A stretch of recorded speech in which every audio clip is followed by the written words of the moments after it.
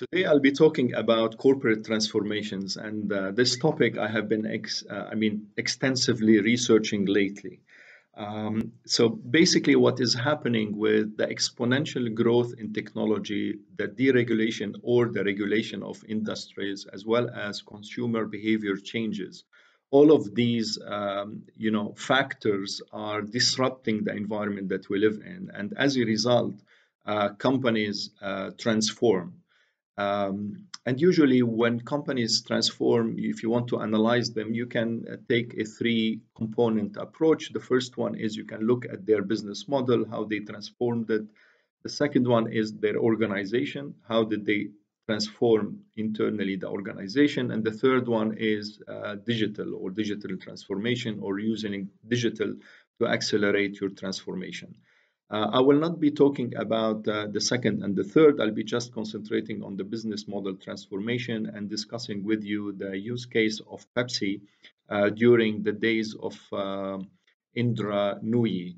Um, I think it's very important to remember that, you read a lot about companies that have transformed uh, because they were not doing well. It's rare to see a company that is successful as Pepsi and doing a transformation. And that's why I think they are highly commended. And this is the visionary uh, Indra, who was Miss Nui, who was behind this transformation. So what happened is that they decided on many things, but one of the key things that I would like to talk about is how they changed their um, um, portfolio from less healthy to more healthy. And actually, by the time she left in 2017, 50% of their revenue was coming from healthier product. So how she was able to do that? If you analyze their case, there are five things that they have done very well. The first one is they kept the board as their ally, and this is very important. If you are doing a seismic change in your company, you're transforming it, you better have the board on your side to have the uh, to accompany you through this vision, and usually this vision and this journey is long. The second one is communication. And here I'm not talking about only internal communication. Internal communication is very important, but also external communication. You need the financial street to understand what you are doing, what's your vision, where you're taking the company, as well as governments need to know what you are doing, especially if you are a big company like Pepsi. The third one is capabilities building. So basically, what happens is the companies that are transforming, they analyze their workforce and they identify what are basically, if this is the vision where we want to go, these are the set of capabilities that we need to have, and then they assess where they are and they identify the gap. Usually, there are two ways to fill this gap. Either you recruit from outside or you reskill your workforce internally.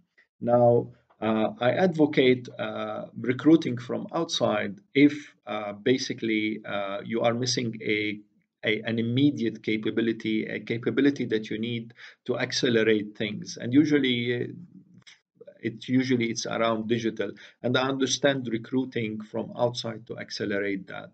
What I sometimes observe is that companies really um, extensively recruit from outside, somehow dumping their internal employees.